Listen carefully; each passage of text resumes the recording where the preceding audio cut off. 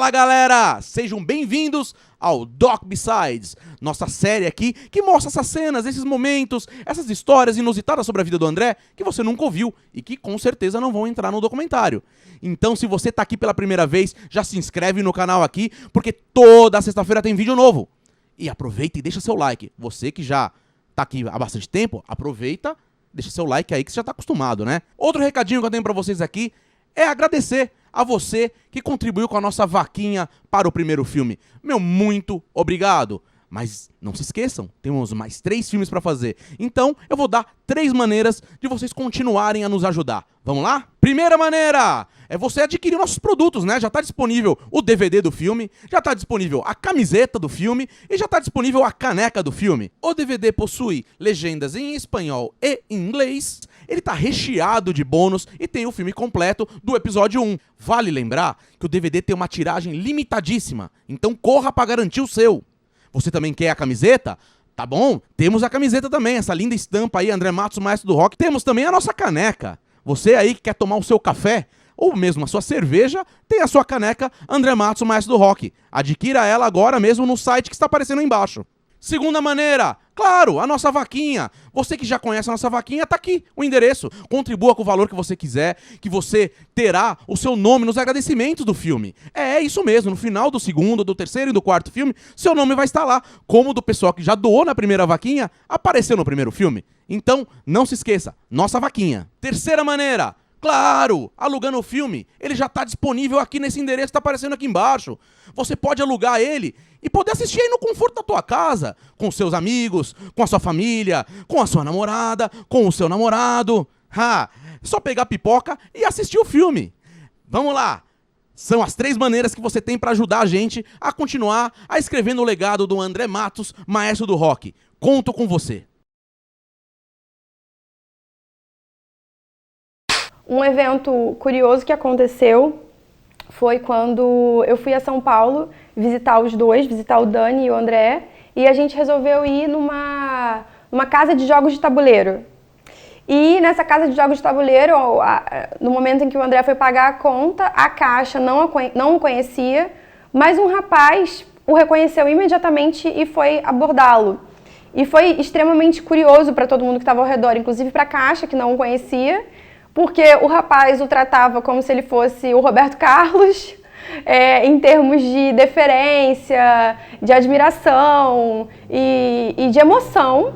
Eu e o Dani já estávamos acostumados com o André ser abordado, então a gente riu, falou, o André tá lhe dando autógrafo, vamos aguardar. O André ficou extremamente constrangido, porque ele não sabia como explicar para a caixa do lugar que ele não era nem tão famoso assim, que não tinha problema ela não reconhecê-lo, que estava tudo bem, porque a moça ficou até em certo ponto, ai meu Deus, será que eu deveria te conhecer?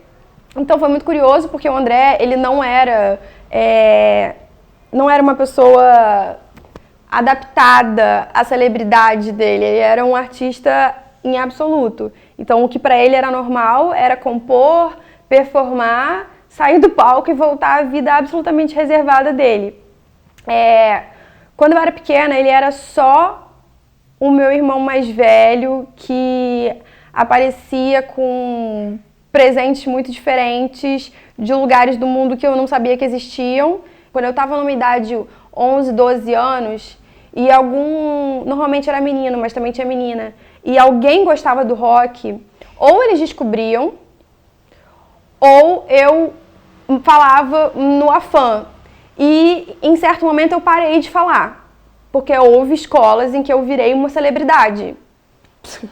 Absolutamente, eu não sabia o que fazer. E as pessoas ficavam absolutamente consternadas quando o André vinha cantar no Rio, porque queriam camiseta assinada, CD assinado. Ele assinava, autografava, claro, mas eu não tinha nem condição física de levar todos os pedidos. Virou uma loucura. Porque aí todos os coleguinhas da sala queriam, ai meu Deus, aí chorava, ai deixa eu ir no camarim, enfim, eu não tinha condição de gerenciar os meus amiguinhos que também eram fãs do André. Com relação à produção musical dele, eu acho que eu comecei a ter condições de gostar mesmo a partir de Fairy Tail, porque na época do Angra eu era muito nova. Então, quando veio o Xamã, eu lembro da primeira vez que eu vi o clipe de Fairy Tail. Eu lembro, assim, nitidamente. E eu lembro de falar com meu pai e falar, meu Deus, o que significa isso? O que significa aquilo? Porque tem a tal da bacia de sangue, né? E aí meu pai falava, Helena, é tudo muito conceitual. Não tem uma resposta única. E eu acho Fairy Tail belíssima. Uma das que mais me emociona é Carry On. Depois da passagem do André, Looking Back entrou como uma das minhas preferidas. Eu gosto muito de Real. Eu gosto de todas as com uma complexidade instrumental mais profunda, porque preciso confessar que eu não sou do heavy metal, então eu tenho uma certa dificuldade de conseguir movimentar as minhas emoções quando tem uma guitarra e uma bateria muito pesada. Então eu fico extremamente tocada com as músicas que têm instrumentos clássicos. E ele no piano, obviamente, que pra mim era algo à parte, algo que eu, dentro de casa, sempre ouvi do meu pai. O orgulho que meu pai tinha de ter comprado com a Sônia o primeiro piano, de ter incentivado e apoiado o André na música, de ter acreditado nele. Então, eu sempre achei belíssimo, principalmente pela forma como ele fazia. Porque ele não fazia, ele não produzia e nem entendia a música como algo mercantilizado. Ele entendia como uma profissão extremamente séria, que dependia, assim, de dom, ele sabia disso, assim, obviamente, mas que dependia muito também de trabalho. Eu achava belíssimo isso, a forma como ele enxergava, de uma forma muito séria, muito comprometida, muito profissional e muito sensível. Não é todo mundo que consegue isso. Uma sensibilidade extrema e um profissionalismo extremo. Eu acho que foi isso que fez o André essa pessoa absolutamente destacada das demais. Fora os traços da personalidade, mas o campo profissional é isso, uma sensibilidade extrema dentro de um profissional que se levava e levava o que fazia muito a sério. Às vezes você encontra uma pessoa que tem um dom e um talento absurdo, mas a pessoa não está disposta a entregar trabalho mesmo, de ficar ali dentro de estúdio trabalhando e de ficar pensando e de viajar para ir para o melhor produtor. A gente precisa entender que o André, ele produziu tudo que ele produziu numa época em que a gente não tinha as facilidades que a gente tem hoje. Então era quase que braçal em certo ponto. E uma pessoa que é instrumentista e compositor tem uma perspectiva que é uma perspectiva muito perfeccionista. Muito perfeccionista. O André era extremamente perfeccionista.